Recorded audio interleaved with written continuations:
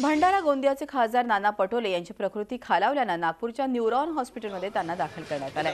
एका कार्यक्रमादरम्यान प्रकृती अस्वस्थ वाटू लागल्याने पटोले यांना आधी साकोलीच्या नंतर भंडारा इथल्या रुग्णालयात दाखल करण्यात आले होते। सध्या पटोले यांच्यावरती न्यूरॉन हॉस्पिटलमध्ये उपचार सुरू आहेत। पुढील 24 तास त्यांना डॉक्टरांच्या निगराणीखाली ठेवले जाणार आहे। पटोले हे सध्या शुद्धीवर असून बोलत असल्याची माहिती देण्यात आली आहे। पटोले यांना रुग्णालयात दाखल केल्यानंतर त्यांचे ईसीजी करण्यात आले, मात्र त्यात काही बदल जाणवल्याने डॉक्टरांनी दक्षता म्हणून त्यांना 24 तास रुग्णालयात ठेवण्याचा निर्णय घेतल्याचं आमदार परिणय फुके यांनी म्हटलं आहे।